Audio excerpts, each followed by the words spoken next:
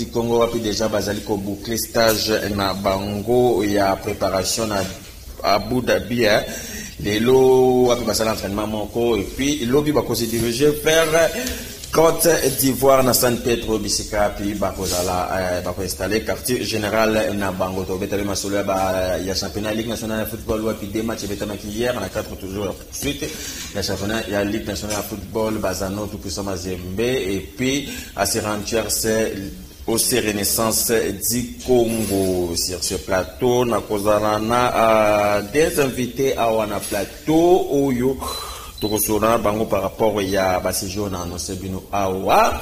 D'abord tokobandana notre frère je connais le foot Miguel et puis tokosa la émission l'invité principal la biso kozala bongo Chikose Batulenga le cordon ya MBVAG tosura ancien Léopard tosura par rapport toujours ya prestation ya Léopard ya République démocratique du Congo lors ya match amical au babetaki et puis ndeni ni baza ko compter ko aborder match il y a le 17. Voilà, tout ça, l'analyse, il y a préparation à Léopard, il y a quelques jours au bassin à Abu Dhabi, et puis tout le temps solo, il y a Ligue nationale de football. Voilà, numéro de l'émission, il y a affiché, il y a Itando Ike, Nabino, SMS, appel, pourquoi pas. Donc, monsieur Salama, question, suggestion, peut-être profiter, Kotanga Yango.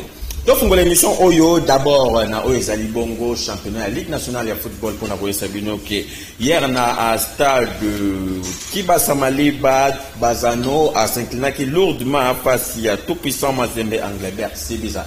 Pour comprendre que Mazembe a 3 matchs à marquer score lourd, d'abord à marquer qui Don Bosco 6-1 à Sibi. Ayoko marqué sous au Lubumbashi Sport 8 et puis là maintenant na troisième match d'affilée a marqué les sous 6-1 Isaki face à Bazano hier Babiter Ezalaki Bongo Traoré Philippe Traoré la 5e minute égalisation ya Bazano et pas Kachilou na 28e minute na 45e minute Kevin Mondeko a arrondissaki qui score pour na Bakorbo et puis Diouf na 47e minute il y a deuxième période Ochanga 62e Joël Beya 69e et puis Mouchaya na 90 minutes voilà où c'est le Kessibi ça impose na Bakorbo à tout puissant Mazembe Angleterre où permettre na bango ba consolider deuxième place na Oezali Bongo classement na totalisé 37 points na groupe A derrière le Coco Waza na 46 points pour na 17 matchs joués à la match moko face à tout ça Mazembe Angleterre voilà de l'autre côté awana Kinshasa à se rendre sabetaki na OC Renaissance du Congo 3-1 pour na bana Fibo ya capitale voilà total abattant fort ya match wana. Voilà, nous avons le bar à Kinshasa na stade Tata Raphaël hier à ces Rangers à Betakina au Renaissance du Congo Oyo Esukaki na 3-1 pour na ba Orange ya capitale total à battant fort ya Machuana à ces Rangers au Renaissance du Congo. Mukendi qui joue avec Ingoli qui se présente le centre Ingoli Yosso pas de faute des mains même si les camps des Rangers réclament la faute des mains sur ce centre en ras du sol Ingoli Yosso. J'ai de Ingoli Yosso, il est dans la surface Ingoli, la passe en retrait d'Ingoli Yosso. L'arbitre signale la faute. La faute de Christian Kalala et le penalty à suivre pour l'académique Club Rangex. L'arbitre du match qui accuse Christian Kalala d'avoir surchargé Bweni face à Ritienke. Bweni qui travaille. C'est bien exécuté par Bweni, ça crée l'ouverture du score de l'académique Club Rangex. Sur ces pénaltys bien exécutés par Bweni, sacré Fortuna. Très bien exécuté. Si déterminés ces académiciens des Rangex.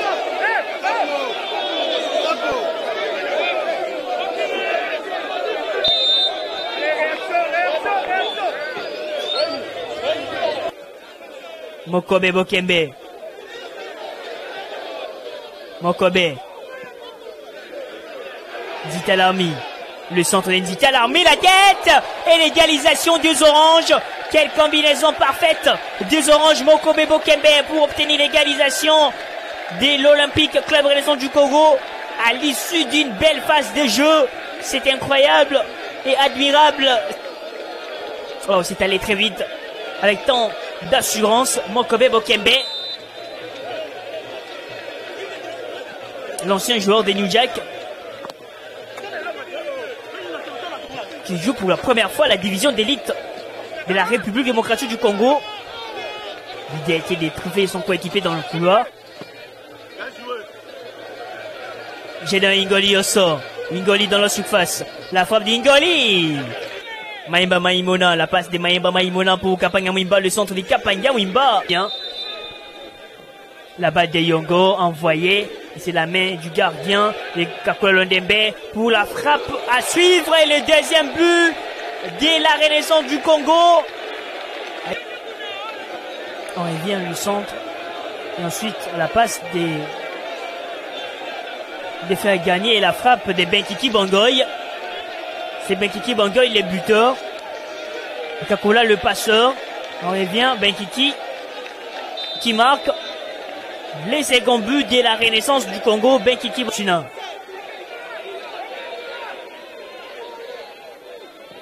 Le centre de Bouéni sacré. Heureusement, les gardiens étaient si vigilants et inquiets parce que au second poteau il y avait un certain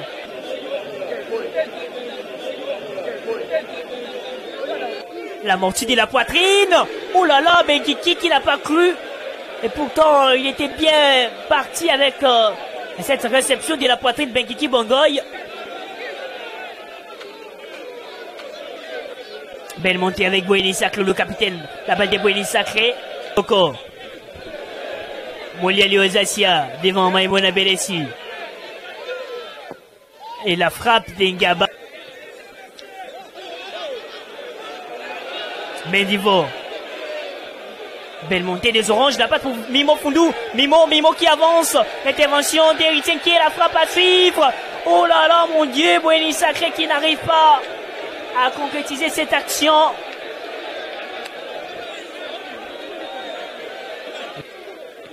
Coco de la tête. La déviation de Fundou Mimo. Molia qui dévance. La frappe de Molia Liozasia. Un prix encore bien géré par les joueurs de la Renaissance du Congo. Benkiki Bangoy. Benkiki face à Sumbu. Il supprime Sumbu Magnania. Benkiki Bangoy qui avance. Il trouve Pongo. Le but du chaos. Arsène Pongo, l'ancien des Centro Lupopo. L'ancien également du RCK. Bien trouvé par Benkiki Bangoy. Quel but incroyable. Quelle complémentarité de la part de joueurs de l'Océan du Congo. Ce but qui vient complètement mettre par terre cette formation des Rangers.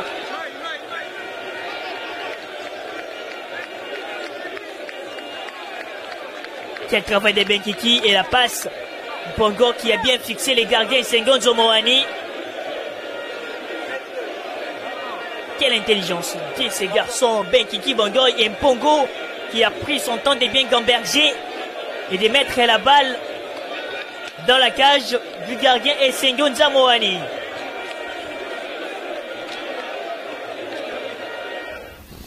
Voilà, là, Botikota, là, temps fort, il y a match Renaissance du Congo, AC Rangers, Oyosukaki, na 3-1 pour na Orange, il y a Capital, Wapi, à s'imposer, 3-1, malheureusement, victoire, on a pu permettre de sous-souter, na Fibo, espérer pour na qualification, na Ezali Bongo au play-off, puisque bana Afibo Ola Babetaki ezalaki bonko 17e match na bango ba gagné comme na 21 points donc batikali na match moko ata ba gagné yango bako suka na 24 points ndenge tozali koloba wa ke finale ya groupe B ezali bongo lobby vendredi et kozala Daring Club Moteur Pembe les Aigles du Congo oyo et kobeta na stade Tata Kafayad oyo ko déterminer équipe pour se qualifier na play-off puisque DSMP aza 5e na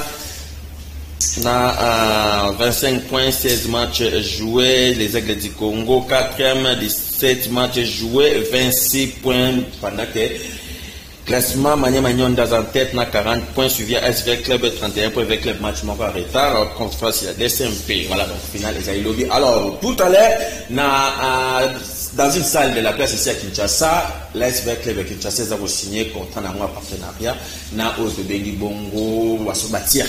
On ne connaît pas pour couper cette nouvelle précision et belé puisque tout ça peut dire l'information qui va détailler tout aux angles lélo après signature de contrat partenariat. Dans l'annonce qui na plateau awa nazana cordon chikose batulenga awa invité na show principal ancien lopa. Tout continue dans la série, il y a des disputes, vous voyez que les Kanaki Makambu et Belé ces derniers temps, il y a Bongo, participation, il y a des anciens footballeurs, il y a un bon accompagnement, puisque ça fait vraiment couler beaucoup de temps de salive. Au Awa et Kabouli Pé, Batu et Belé, mon niveau de temps à temps, pas sportif, pas ça, vous les avez émissions qu'on a déplorer, pas structure et Belé accompagné à Balopa, pas ça, toujours pour ça, la vidéo qu'on les cabins. Awa to meka to solango na accordo chikose batulenga on va un peu analyser mais bien avant cela on va prendre d'abord notre ami je connais le foot Miguel Ouazolo Bela signature de contrat partenariat avec pendant quelques minutes accordo chikose batulenga d'abord bonne année 2024 bon retour à Kinshasa donc merveille na yo chikose batulenga bonne année à Bino eza esengo kozonga sur le plateau ya Canal King. Oui, comment le cours Ndaku, nous sommes en forme, donc nous avons passé grâce que tout le monde en a vu. Voilà, nous avons passé grâce tout le monde en a commencé, c'est un plaisir. Miguel, bonne santé. Oui, santé madame Mopandi Sango. N'apprécie bonne année. Na kulutu nanga batulenga na moni ça fait très longtemps et ça n'engaille kitoko mingi. Oui, ça va bien sûr. Je connais le foot. Oui. Il y a souvent historique qui a tué ce sujet. Oui. Bon, bah, bien la bicho. Les télévisions, vous mettez à Vassole, on a eu une histoire à foot. Ouais. Na ebi dans la mode débatté, nous tous sommes à morning à la TV, à morning maman histoire à football congolais. Batulenga, tango bazana vita, place combo, il y a Nzombo le soir et Bimaka.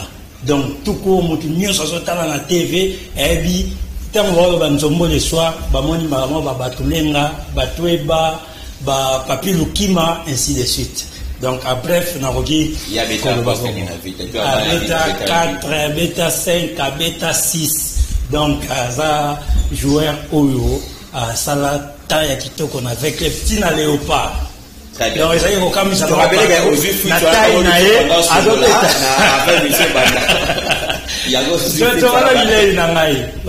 Très bien. Alors, on a eu tout sur rapidement aux Ali Bongo, équipe il y a AS Club de Kinshasa, puisque là, supporter avéré, il y a fait club. Non, c'est biso, on a communiqué avec que Lelo va signer contrat na la Turc. On n'est pas autant dans la société puisque toujours maîtriser un moté. D'abord, Yosu a monté enfin barrette n'a venu comme réaliser puisque va te dire va c'est douter vraiment nenge tolobaka vérité ya malembe le kutande ya kambang. Lelo réalité ça lelo na 17h na showbiz. Au nyonso supporter à une invitation aya tokuta na 17h total à nenge avec les lelo ezokoma société désormais à partir à 17h to robin avec les société avec Mindele libanda Mindele na kati Mindele kiti sou Mindele. OK, mais maintenant le bien bon puisque tout ça tout ça de mission un peu plus élaboré par rapport à contrat wana. Mais l'ensemble avec les bails, c'est juste que nous signé contrat dans deux sortes. C'est-à-dire avec les ASBL Etikali, ils vont signer ce contrat dans la société Wana. Donc, comme le voit des véclés. Je ne sais pas, il faut tous mettre quelque chose à précision après signature de contrat ou le temps où vous avez officiel avec les. Mais aux important, c'est que signature de contrat dans partenaire avec les gens au Salama. Lelo. Donc, Lelo na 17h. Okomona, Bamindele, Omoni, Batwavita, Biso supporter. Tous à la match, n'engé signature et salam. Tous à la présent wana, na bengi Babilulu, Olga Wane, tous à la na 17h, Rodrigue David, pour total à n'engé lelo avec les besoins comme société. Donc Tembesi. Azongelo, tout fait taper Veclibien. Bon, on a un peu sur Veclibien, mais ancien avec club, ancien capitaine avec le corps, tu sais pas tous les gars maintenant là, avec les boys changer quand même bas statut. ASBL éthique à la base créé sous club sur les sociétés. Puisque avec le ASBL, il y a un évalué pas dans l'État congolais. Nathan Robima, Nathan va déplacement, Bakou Zéter, club de l'État congolais accompagnera toujours. Il y a un bâti qui est un bon mot. Bazou, signé ce contrat, mais ce les acquis de Théoka, l'Assemblée des Canadiens. Alors, Cordo, tu sais, tout le monde a bloqué, moi, confusion aux ans, mais avec les partenaires Tirk, ça faisait le temps. Il y a un ancien capitaine avec club, au monde, les traditions en délire. Bon. Pour l'anglais, ils connaissaient bien. Ndenge ba turc ba ko chambo on a quatre avec elle. Mais il faut que ba contrat eza ni avec les ba gagner nini na futur. Parce qu'on parlait des 10% n'a pas avec l'air. Là, personnellement, je peux pas dire que vraiment ba chambon on peut pas développer là personnellement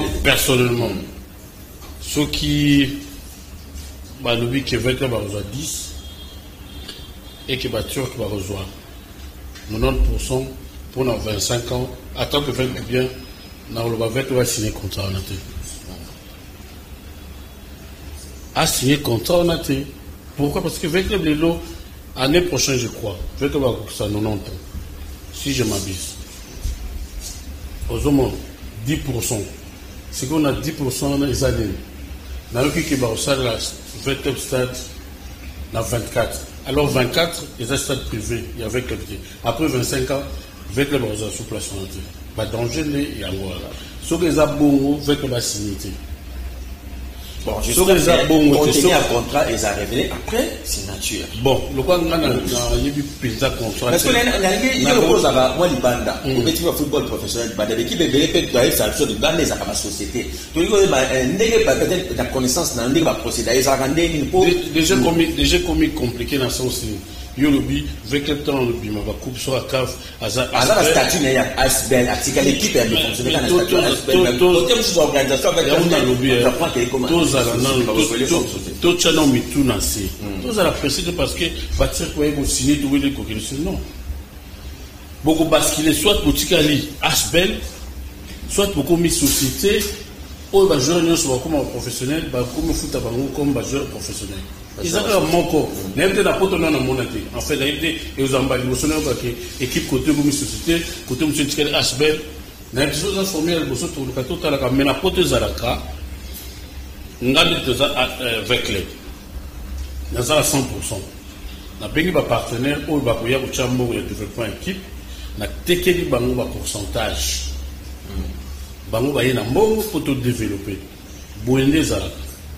Parce que yo besoin ndaku na hôtel tu ndaku na nga.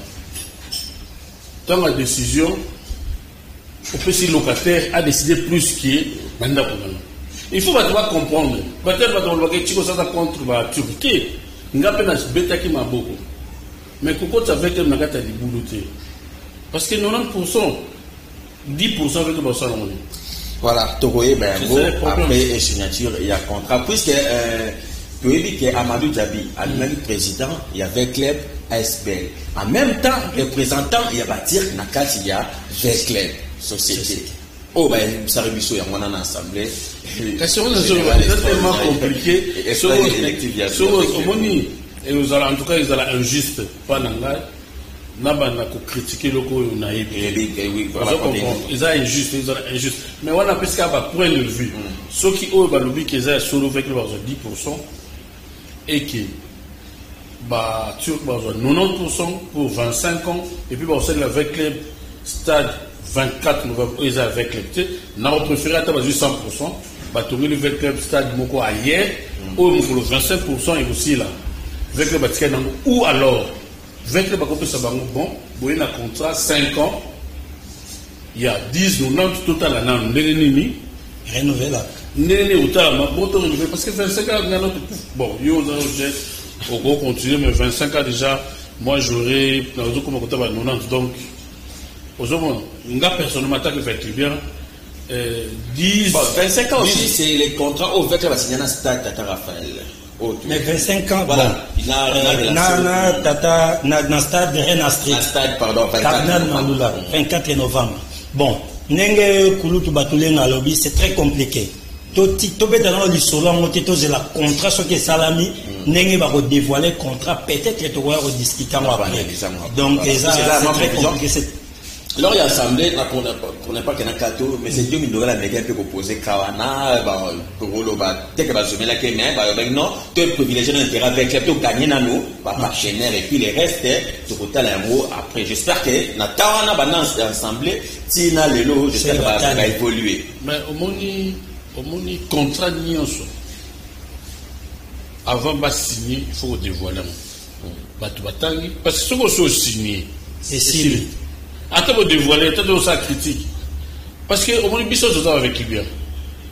Mouton ça la critique pour des intérêts avec les exactement. Bah nous on ça là pour intérêt avec critique objective. On doit comprendre. Quand on a critiqué, quand personnellement on a dit le bas, 90 là mais aussi je contente mais ceux qui va saluer le stade où il y a 20 clubs. Là, je suis d'accord. Mais si on va le 24 novembre, nous sommes d'accord. Parce que le 24 novembre, c'est par rapport à la sortie médiatique, il y a Amadou Djabi dans TV5, où il va s'attendre à peut-être bâtir Porto. Mais avec les places, il va zoner les sous-sous, il y a un problème où il y a 24 novembre, pendant que DSMP a des travaux, pendant que DSMP a un détecteur, il y a un contrat dans le stade ou dans l'hôtel de ville, tout le monde il est dans les réseaux sociaux, mais dans le quota, la fond, il y a l'être, tout le monde qui est le quota, puisque peut-être il y a l'hôtel de ville, les acquittés, il y a l'hôtel de ville, les acquittés. Voilà. Au moins, si tu as un stade, Tata Raphaël, 24 novembre. Est-ce que 20 clés dans le ring? Espace exactement comme ça, le stade où il y a un moment. Voilà, c'est ça le problème. Pour le développer, l'union sur un monde déjà. L'équipe de ce monde va avancer, parce que le stade n'a pas de moment. Parce que ça la recette, parce que ça la macam pour pouvoir avancer. Tant que besoin d'un rien à street.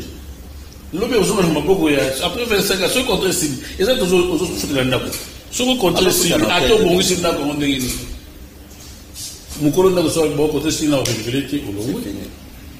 Bon, on est soit zéro. Alors, Jogo Miguel, tu as compris, non, quand tu es à Massoula, Balopar, na cordon Chico Seba Toulenga, par rapport à la fête. Ouais, l'autre côté à 17h, tu signé contrat, mais tu es contenu à contracter. Donc, moi, tu discuter à Ezate. Tu rejoins à la prochaine. Le message dans la Souka, Ezake, président Jason, après mariage, naé, possible avec les biens cadeau. Nenga sala kana match sur Coupe d'Afrique. Alors, lobby a 100 billets à disposition. Il y a Moutounion sur Alinkokota match. Il y a Imana, les aigles, pour toi, genre match on a totalement calme na Kinshasa. Match moko très attendu, donc match moko tension peneza likolo. Donc Union ça na posa. Il y a la match transport et puis billets pour 100 personnes. Non, avec les billets. Outiko bala Madame Christelle Midi, nenango va participer à un mariage naé. Après repos naé. À zone activité sportive, né à lobby, à 100 billets à disposition, il y a supporters, nous sommes avec les billets, où il y a lobby, où il y a spectacle, où il y a lobby, et spectacle qui toko pour le président Vijay Chimanga, à Teba dans la condition à bien, Koto Peto qui porte Kassembele, à Teba première bien, donc la match très attendu. Merci. Très bien, merci beaucoup. Ndeko Miguel oyo avec bien boki malobane asuka avec bien ateba bien pour un match c'est-à-dire ateka pour une manate match pour un spectacle voilà pour spectacle basomba donc pour un spectacle wana donc tozongela milengi oto rataki bambule leki lelo pena match oyo na capitale ndenge zolobama eza ba match lobama ba 4 5 6 ans passé. Donc les lieux comme Kozonga, donc tu profiter total spectacle pour tous les cas dans playoff tu vas se dire suite aux années. Très bien, merci beaucoup Jogo Miguel, j'espère que le combat c'est Zate. Merci le combat c'est Zate. Très bien, merci beaucoup. Tout est rapidement dans l'image totale juste extrême il y a match il y a Balopar avec hier face à Betala Burkina Faso 1 contre 2 pour Betala Burkina Faso. Bon, l'exception pour la qualité image beaucoup remarqué, mais total juste 30 secondes, voilà la réalisation est pour illustrer du saut. Donc, attaquer directement deuxième sujet dans cordon Chikose Batulenga, tout ça pour mon Balopa Babeta hier. J'espère que vous avez informé, tu collègues Davis à 1, tu mettez des matchs amicaux, il y a préparation. Il y a du bosso, tout ça, une match Nina, Palancas en Écrasi, Angola, c'est Roby partout, et puis il y a Mibalé, Angoyo, et se fait dans Davis à 1. C'est vrai, les matchs amicaux, on a tant aux autres permettre d'entraîner, à ça quand même une idée, à ça quand même un feeling, il y a équipe naïe, mais ça compte aussi, est-ce que côté qu'on bouscule, le moral, il y a effectif, ou, tu peux, Bossana, Dans la directement le 17 au Yotobeta na équipe il y a Zambie Corda Chikose Batulenga. Bon pour le gars on voit que pour le besoin match de préparation. Donc match de préparation et coach total va continuer positif là continuer négatif pour abonner ça. Parce que si vous gagnez bon on dirait bien beaucoup qui donc vous avez surprise à la compétition beaucoup li moral qui mais si on est ça va joueur va éviquer tout gros pour la paix. Voilà. Vous comprenez. Pour l'anglais, ils ont parce qu'ils ont préparation. Préparation, ils ont peut-être des équipes type TO hier au Bétis. Mais d'autres là, joueurs, d'autres là, système Nini a changé dans le match, les joueurs n'ont utilisé. Donc, pour l'anglais, vraiment, ils ont problème. Déjà, tous on a des absents. L'État, ils ont Doka Yembe, où on a un petit souci côté santé. D'ailleurs, c'est un peu renfort et que foule donc comme 25 Lopa, le départ va aller 24, va bâtir que foule à la Palmas. Et puis Dylan Batulisaka, défenseur, il y a Axe, autre c'est une campagne africaine, Azana des cartons jaunes et la liée. Donc la match à Bosso a posé la question, est-ce qu'il peut pénaliser ou satire? Non, effectivement, le pas est vraiment très bien. Là, effectivement, il y a Makassi. Les Arabes qu'il faut utiliser dans le bien. Donc, souci vraiment côté va jouer, nga personnellement, n'engagez qui va jouer va retenir, n'a limité que souci côté va jouer ça. Alors, tu connais Batulenga, Balopa, bon Balunga, le 12 lobby, les Baokita, San Pedro, Bissika, pour corriger quartier général de Montol. Mais ici à Kinshasa. Il y a des gens où il faut accompagner Balopa, supporters, animateurs, différentes structures. D'abord, on a un MBV, deux accordeurs à MBV. Vous avez fait quota, vous avez fait quelques billets, 140 ou 200 personnes, il faut accompagner Balopa. Non, tous y étaient. Il y a quand même toujours à prendre qui va bien sur 100, sur combien. Dans le cadre de l'organisation, on a un MBV. Ça qui est des démarches. Vous savez qu'il y a des démarches. Tout ça, il y a un mais ça, il y a un ministère du sport, au ministère. Est-ce que vous avez qui communiquer que vous avez ça démarche qui est là ou bien ça va que l'homme n'a pas de na bureau ministre bureau ça démarche parce que Batubele déjà on a manifesté envie il y a aucun de soutenir non au monitoring pour c'est la désordre moi les désordre bah invité on a fait quitter ou bien invité yo mongo mimi tout le monde va structurer belé va mettre à l'aime un Golisped va ça pour réclamer mais on a d'autres donc là tous les a des ordres n'a pas il y a ministère tout n'a pas il y a structure non mais yo va bengi oté imagine que yo va bengi oté pour na aller na plateau on invité na week il y a dans plateau imagine que yo za émission on invité na tenir comme on a côté na plateau mais comme des autres et comme des autres, il faut ça qui communiquer les qui na télévision bien ministère a dit que bon organisation oyo eza lié na makambo ya football ya banini boya pour se présenter na ba document nous toujours enregistré bon on débouqué voilà c'est longa ngana boya pa na yote so invité ngate attends on peut s'en bloquer faire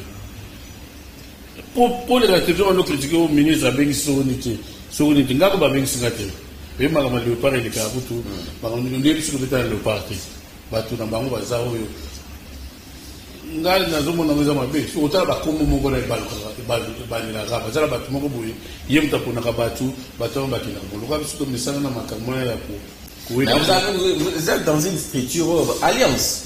Est-ce que fonctionne plus que pour ça que on a objectif les la fédération Léopard mais là du coup na bino pe bataillon je sais pas bino mo pe na no pe ba footballeur c'est un tout qu'on veut footballeur ba olive ça mais tout ça sérénité voilà au moninga na nongwa kin na 93 départ na kin na kontra ba comme muta kontra na makamwa so José Tuelo à continuer à partager déjà parce que na yaka comme en football na notre musique na lobina meka na moni isimité na se retirer na ko su mususu na moni isimité na musique na za à part que les ali et coordonnateur il y a MBV na zala qui comme vice-président honoraire il y a FCF Donc natikala dans l'alliance qui trésorerie ba tchaki aux araso té. Té nazali té. Et ce qu'on fait.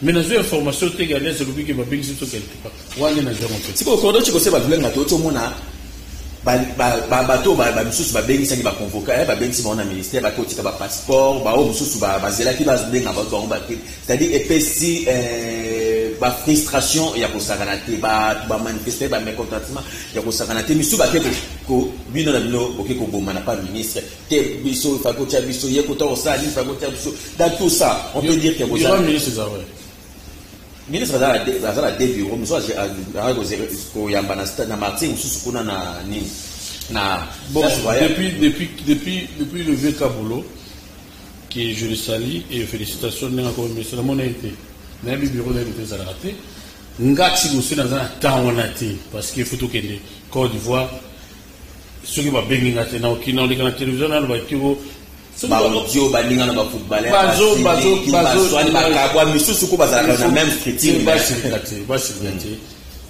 batala ba o ba bengisi batika ba mo ba ke posiko to za besoin que ba footballeur de bazala ini pour tout la léopard mutazo ta kan parce que même ba ba ke ko kumisa ko betati voilà vous comprenez si ko eza question que ba footballeur de tout za la ini to soutenir ba leki ko ba beta so que yo voyage déjà et que tout va bien pourquoi aussi bon biso c'est ça le problème biso depuis to longwa makambu ya football awa depuis la longwa na 93 atata $10 le pas azobé ko ça permet le pas azobeta chiko se ya kazo di nana sote est-ce que vraiment les gars télévision na kelo baké bakabula bambo tu ka bakabula bambo bazo ba 200 ba 300 c'est que faut ya bando les gars miko que les autres non mukolo ba pesa ngana zi mukolo ba pesa ngate na continue vie tiko seba tulenga na ingo répondre ngana na eloko ngamo pe na fana ina sala mo ba analyse na ndenge nana c'est-à-dire il y a des gens to benga peut-être au Congo bazwa nyonso ba joueur pe ba type ba petit très bazar ba joueur pe c'est-à-dire ba célèbre musu na ndenga ba légende oui mais ce qu'on a ba titre na bango nyonso wana pourquoi pas ça la même lobby mo près à CAF par rapport à CV nao CAF a fait une invitation à doit c'est pour ça la CAF pas bien ça rappelle ba CAF a fait ça déjà alors mais est-ce qu'il y a biso ah ils ont beaucoup plus qu'à ko finana na liste il y a CAF sur APC yo kasi CAF a fait ça CAF a pesi et quoi il y a pas mutu moko si vous place quoi la bazana ba petit na ba sous penet beaucoup ça il y a on a lobby fédération congolaise de football yo ka cité qui va assister ba représenter ya Congo na CAF yo misala au moins biso ba joueur congolais toujours mis sa valeur parce que au monde ba leki au monsieur Mboga mususu ndetu ba ito soki ba invité au monde ba place wa chaka voilà yo misala na congolais Mboga akena ba invité ba tira fly sur place donner ya on va mettre na puisque ici parce que non yo zo ke ngo senga eloko yebi yote parce que eloko no jouer ba ki pour FIFA ezala ba jouer pour café ezala ba jouer siko yo ko sema yo ko za lombo te ko senga ozo bondela donc so ngani na ina joko bondela opesa nga place oyo lingi mais so yo invité nga na yo tsenga ki na invité nga vana ki tsote na mena mayote parce que yo mto invité nga na ya ozo comprendre différence en moi non sikoyo ezapene le musu pe ba lo ba trop ba pe ba CP na monte musu ba CP na monte la majorité na CP na monte za présence c'est ba politique na makambo ba lo ba député ba ba ministre ba envoyer ça dit on apprend aussi que ministre des sports a ba pression épelé côté ba politique président Satindi batuna ministre ba ministère musu ba tindi batuna bon personnellement na personnellement ngai comme ba basket et beta est-ce que ba toi non on a vu personnellement ngai na au sein de la président Félix au moins les a passé parce que sur si fête la présidence jamais va bien jouer bague et tcha base au protocole pour biso so jouer billet il y a tribune d'honneur un match à Congo à Zobetani où il y a tribune d'honneur aux gens d'invitation place ça tenait que faire pour tout pourquoi au mona mutubo aye parce que la politicien a une 10 personnes à côté c'est à faire la place va y être tant yo retourne à la fédération non ils a bisoté présidence ou tu vois qui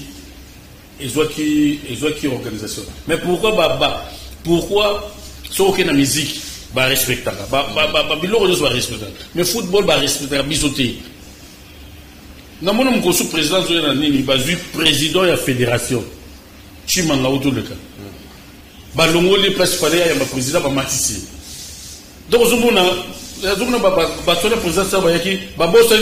de la fédération. On a invité le président de la stade. Pour expliquer le président. Mais je te dis. Mais il y a un président qui a un colonel qui a expliqué non, on a une invitation. Mais moi, je suis après tout bonnement, il y a Zungaï. À côté de la place. Pour parce que pour tout le match, Bisso va jouer. Tout ça, la place pour tout ça, pour les stades. Mais si beaucoup de personnes dans le stade, tout ce qu'elle a dit. Si tout le monde a tel regardé, les musiciens, les musiciens, les gérer. Mais Bisso va footballer, les politiciens va gérer Bisso. Si vous regardez Bisso, vous regardez jouer de ce matin, non. Là, le chef d'entreprise, il y a des avoués. Tout ça va se battre. Mais pourquoi est-ce que Bisso na politique, dans l'assemblée, il y a des joueurs qui sont dans l'assemblée, mais non. Ça va jouer l'espace dans le bango. Si on a il y a des joueurs qui sont commis. Pourquoi? Parce que les joueurs vont gérer. Parce que si on a des joueurs qui vont gérer, Kota na bango va jouer. Mais au moins, on va vérifier. Si on a 100, combien de places, on a pas de policiers qui sont belés. Pourquoi? Mais Bisso le Parlement de Rinarate, il faut pas éviter l'injustice. Depuis 1974, la Coupe du Monde, prime un politicien à Kanyang. Tant que délégation de chef de délégation politicien. Aux hommes, ma belle, politicien, football, joueur, gérer football. Si on a football, ceux qui sont 120, ceux qui ont des places au lobby, c'est 6 joueurs, 6. Si vous avez combien de joueurs, on a la possibilité, si on a 6 invitations, et que vous avez la possibilité. Donc, si vous avez une élection, tout à 500 sièges, vous avez 100 000. Si vous avez joué, vous avez parce qu'il fait ça à 500. Il fait ça à 500. Il y a un joueur 6. C'est une invitation. Et là, au fait, on va jouer. Et ça fait, il y a politique, il y a musicien, il y a théâtre, il y a juge, et ça va jouer. Mais si on a 6 invitations, si on a des politiciens, on a 50. Très bien. Allô, bonjour. Allô? Oui, Papa Bengue, un peu comme on a.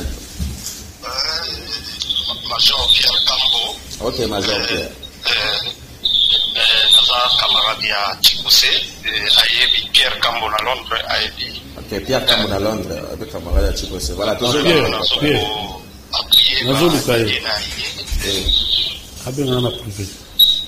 Joueur bazar vraiment, je ne sais pas, tout le monde négliger c'est trop faible. Mais pas existe à côté de Namboko. Et que ça fait très mal à Chikoussé Oyo, Basala, Bisso, Congo, mon pas plaisir. Mais les lois, on va répondre à la et que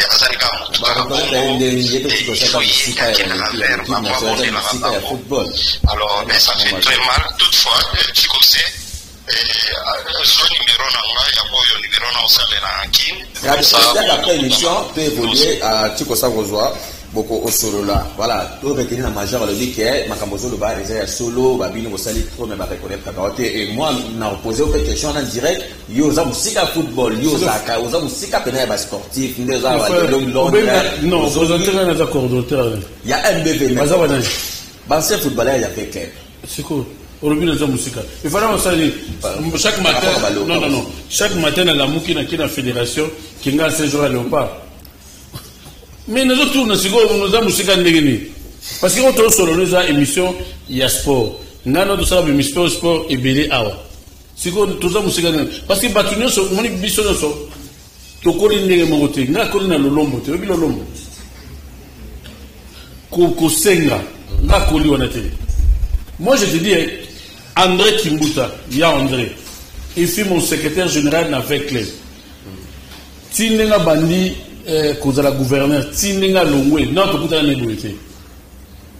Ozo ko na to kutana neboité parce que okoyoka ba to na bureau ne ba fa so 5h ngala ko na bureau mutu pour ko fa na 5h. Non. Ozo comprendre. Siko yebi sanga na za musika Alors, je pense que comme chiquer, tous les téléspectateurs, rapidement, avant que tout la paix image moko. Allô, bonjour. Allô, bonjour. On a passé l'émission, là. Oui, on a direct, papa. Oui. Allô, papa. Allô, bonjour. Papa, on a fait les signes pour passer l'émission. Oui. Je vais vous dire que je vais faire des mots pour lui. Mais, nous avons le mot pour c'est important.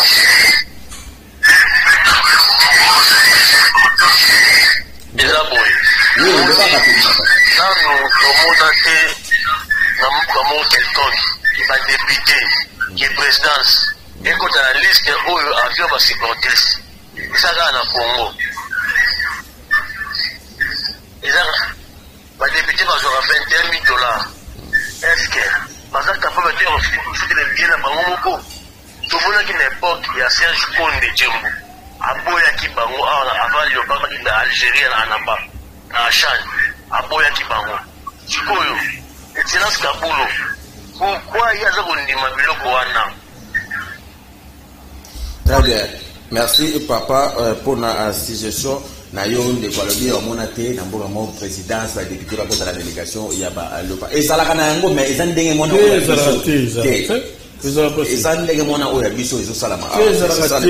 Il faut jamais encourager les malaises. Voilà. Alors, toujours pour mon total là, Sébastien de Sabres, Copa Bola, tous voyez juste 30 secondes, la dernière le béton à l'OPA, et puis pour te commenter, c'est organiser qui carnaval mot awa pour na sa présent il y a République merci na organisation la francophonie nous tous zonga na tous on Sébastien de Sabre na interview au ça qui na bande de communication a fait Kofa. Puis depuis le 3 on avait fait le choix de faire de répartir la charge de travail en 3 temps. On a fini notre premier temps qui était une semaine très chargée. On avait des joueurs. Ouais, bah, l'idéal, c'est pour nous les sélectionneurs, c'est de participer à des compétitions comme ça, parce que on a rarement les joueurs. Hein. Alors, soit on les a rarement, puis en plus on les a rarement où ils arrivent, et puis on est de suite dans une orientation de 2 matchs en 8 jours. Donc en fait, le travail sur le terrain, il est très axé, très rapide. Là, on peut prendre un peu plus le temps. Donc, en termes de cohésion d'équipe, en termes de que ça soit sur le terrain ou que ça soit à l'extérieur du terrain, c'est important. C'est important pour cette CAN, mais c'est aussi important pour la suite des événements qu'on a avec les qualifications de la Coupe du Monde et puis les nouvelles qualifications qui arrivent très vite pour la prochaine CAN 2025 qui sera en septembre, octobre et novembre. Donc, nous, on vit un petit peu comme un club à l'heure actuelle, où on a les joueurs en stage, où on peut doubler les séances, où on peut faire du travail spécifique, où on peut faire pas mal de meetings vidéo aussi. Donc voilà, ça cimente encore un petit peu plus tous les comportements collectifs, soit du jeu ou à l'extérieur du jeu. Donc c'est vrai que c'est différent et je pense que c'est important dans ce sens. Oui, bah, les fans des Léopards, on peut pas parler de toute manière de son équipe nationale sans avoir le soutien de ses fans. On sait que, mais les joueurs en sont conscients, nous on en est conscients et je le répète constamment, quand vous êtes en équipe nationale, vous êtes un soldat de la nation, qui, avant le résultat, doit tout donner sur le terrain, doit déjà tout donner dans l'image de ce qu'il peut représenter pour le football congolais dans les... Voilà, la Brotolanda, Sébastien André Sabre. Salut, Ezanga, dis-moi, Mazembe, à la position, Mazembe gagné hier, c'est mis à 1 à Zakaka à 2e, comme la 37 points, dans le groupe A, derrière le Popo, à 46. Voilà, tu continues l'émission. Alors, tu sais pas tout le monde, dans le mois de décembre, tout le monde a qui bino MBVAJ, bon, organisé qui marche mon coup, d'ailleurs, le bel campé Awa.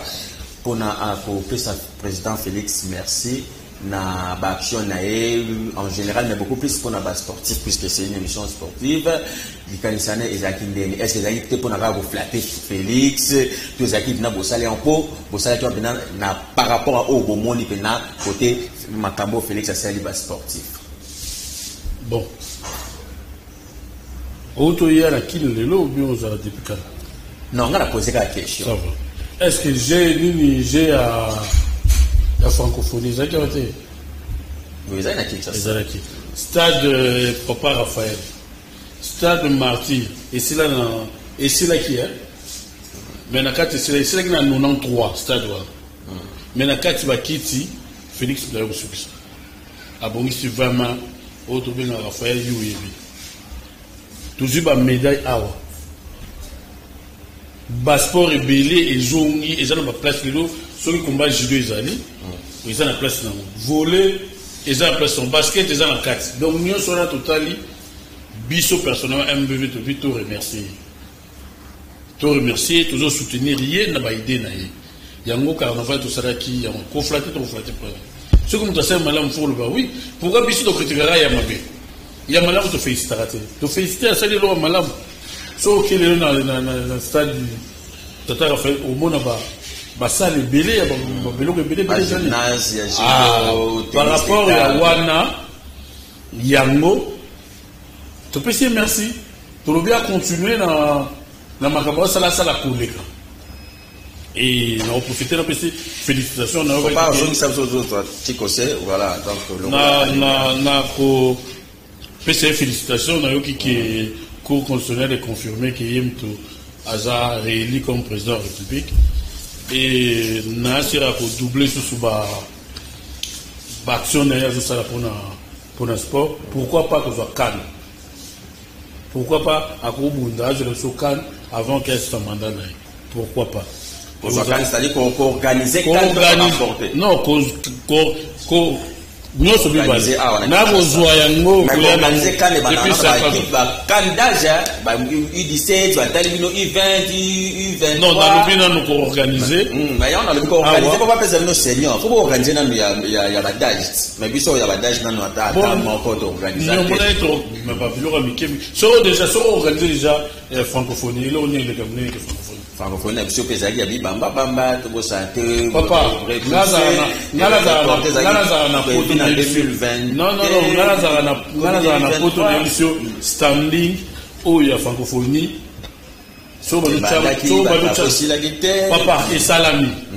Oui, et Salami, et Salami, ma belle, n'a pas pas, au bateau, il y a quitté, regretter. Voilà, merci beaucoup. Cordon Chikose Batouling n'a pas zéro signature de comme Nasuka. Il y a une mission, on a un peu sur 15 secondes pour l'amont de la fin. Tika Ponanga n'a souhaité et joyeux anniversaire au Jimo. Junior Kafanga et Gisèle Kafanga, joyeux anniversaire, de bonnes choses, bonheur, prospérité, bonne vie, longue vie, Nabino, les Jimo, Junior Kafanga et Gisèle Kafanga.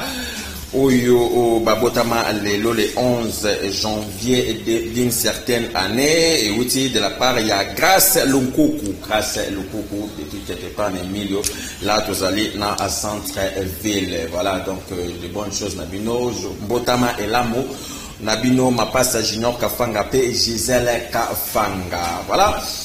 Merci beaucoup au binonio Socordo. Tu connais pas 30 secondes. Peut-être des années, le mot c'est qu'on s'appelle posé et puis au ce programme il y a MBVAJ, mais il change de fait que va se retirer de ça là. Est-ce que bino pour prévoir yango? Puis par rapport il y a Balopar, ndenge yo mone d'abord. Est-ce que beaucoup m'appelle Musika na Kani Oyo? 30 secondes. Bon la banine on a fait sa félicitation.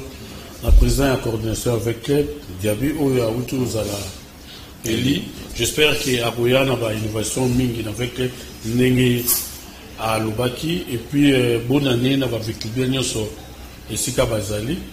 Tous à toujours si ma équipe Nabiso avec pour Ezonga Nengi parce que avec Akiti Nassé Makasi. Bon pour le Léopard, moi je suis confiant que Léopard est musical. Tous à va jouer il y a qualité au bazooki dans l'équipe il y a solo na poto et puis bazar à niveau Moko Makasi. Dans ce cas là, les supporters sont anciens joueurs, ceux qui bien, ceux qui étaient, bon ça nous tous soutenir dans nous le pas pour ni championnat au bazooka de Kubeta, rapporteur. Malheureusement, minute ici, mais il y a une question morale dommage par rapport à l'élection. On tourne en 2023, mais et salamité et comme en 2024, on parle de glissement, la Confédération africaine tout a repoussé à moi si vous sous quelques jours pour ça la sous bon et vous ça la mon a été poussé le alliance ou on a tous les équipes pour na bah les équipes pour na faire quoi pour vous avez non ils apprennent à faire quoi ils apprennent que football à Congo ils ont quoi yo vous imaginez que les Londres ils ont équipe nationale à Congo équipe tata loko moi azate Maintenant, Zalaki, une équipe locale, il y a Léopard, tu gagnes Kenya, na professionnalité. Si vous avez un magamon, moi je parle ici dans le Bapon, on a professionnel. Bana na biso na formé na banda bazana mbongo déjà. Bongo football na biso oyo mininga na ngai a autour de tout à l'heure. Que Céleste arbitre na Darin. Les aigles. Les aigles arbitre na Darin. Et ça, le football loin de tout, il fait zonga, batuba zonga. Si vous voulez, autant le match réel, nan Barcelone, merci beaucoup, Chico C. Comme na souka déjà cache pas le mot là qui rediffusion émission tout à l'heure, na 18h juste, na YouTube et au côté c'est yango, pour na bino bakani banda, numéro monsieur Souya to le masanologi vendredi na 13h na kozalana pour présenter bino yango. Merci Kimi Nzambe, na mabota na bino.